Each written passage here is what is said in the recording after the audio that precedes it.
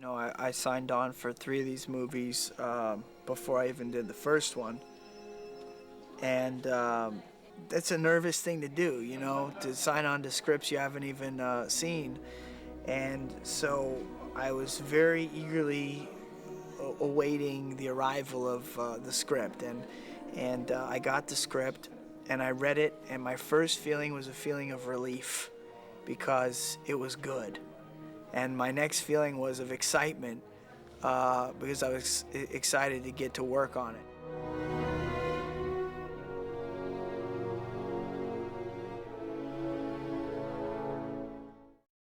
There were a lot of contributors to the story of this movie. We had a lot of great writers, from Michael Chabon to Alvin Sargent, David Koepp, Mr. Goff and Millar. A lot of different people brought things to the story. And it was really finding our way through these different ideas to the ones that reverberated, for me, the ones that reverberated with me. We found our way. There was no real formula. I think we were governed by certain givens. You know, we know Tobey, and we know the age he is, and we know certainly the range, which is tremendous, that he can play. But it felt right to us that the next movie be about, okay, now he's accepted the mantle. He's been on that road for a while, and there are positives and negatives. I don't know you. And I can't keep thinking about you. It's too painful. And we wanted to move on in a way that we still beat up Peter Parker. Peter Parker has to be beat up all the time, put to the test. Job, love, life. It's like real life. It's never easy to do the right thing, so that's why I like the Spider-Man movie that we're making now, because it's about choices, and it shows, not like a message movie, but it shows how we can all make these choices. How will he weigh his personal needs against his sense of responsibility? That's the problem. He doesn't know what to think. Gonna make you mad not to know who you are. Your soul disappears. Nothing as bad as uncertainty. Maybe you're not supposed to be Spider-Man climbing those walls. And Sam literally took this frame from the books, one of the biggest sagas in the Marvel Universe, and we felt that it's not easy to do in 2 hours, but we felt we really needed to go there.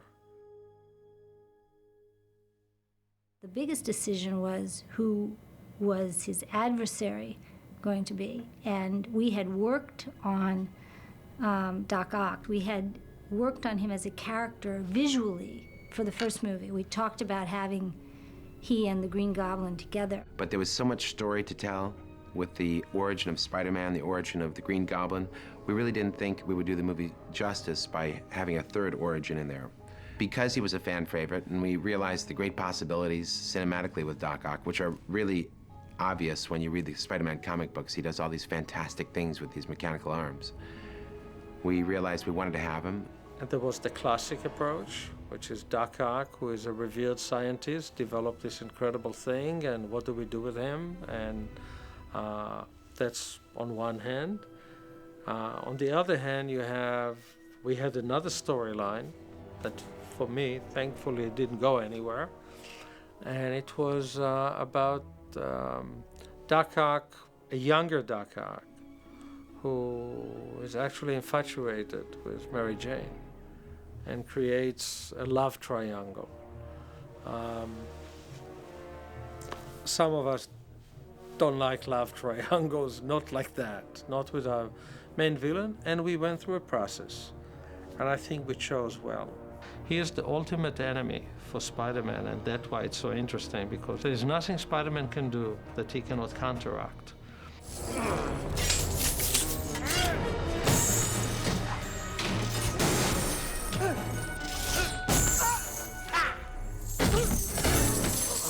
It's wonderful to have a villain in the second picture where can see his face, see their face emoting, expressing whatever they're feeling.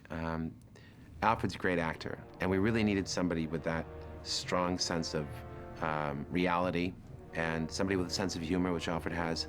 This character, Doc Ock, the way that Alfred is creating him, he's really a human being, a misunderstood man who becomes a beast. I had a meeting with Sam, which was very general. We just chit-chatted about stuff. And it was all, I just thought it was like a meet and greet. I didn't really kind of give it much thought, because I didn't think for a second that I was really a serious contender for the part, because I'd never done anything like this before. I didn't have any sort of track record in this kind of movie. I mean, if you look at my resume of films, you wouldn't be blamed for walking away thinking, well, he's kind of like, he does little independent arty movies, you know, every now and again he does a little studio thing here and there, but I'd never played a part this big in such a big movie. Ladies and gentlemen, fasten your seatbelts. I think what I'm most gratified about is that for each character, there's an evolution. There's a furtherance of who they are and what their journey is, and there's suspense about where they're going. In the first draft, actually, we had Harry put a prize on Spider-Man's head. We got rid of that because really it's more important for Harry and Peter to look at each other and Harry to say, if you knew who he was, would you tell me? Don't act like you're my friend. You stole MJ from me. You stole my father's love. And you let him die because he didn't turn in the freak. Isn't that right? Huh? Isn't that right?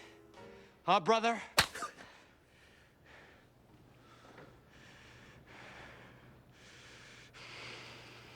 I think that's the secret of Spider-Man. The first one and the second one, they really took time to develop all the characters and give Peter Parker's world away from Spider-Man a life of its own. And you know, it's a touching story, and I think that's why Spider-Man's the best comic book movie around.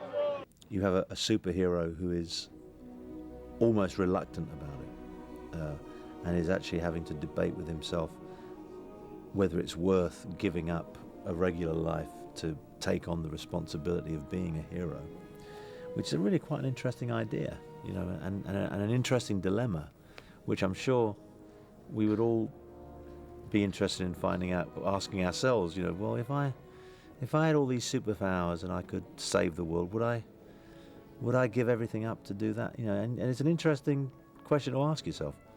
Good stories show us the way. They show what is possible, and that's why I like this story so much, because this character is conflicted. He wants to be happy, but he wants to do the right thing, and it shows how you can take this journey as you mature and maybe have a little bit of both.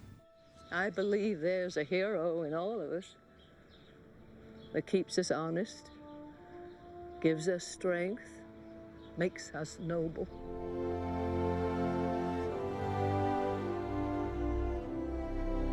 It's good to have you back, Spider-Man.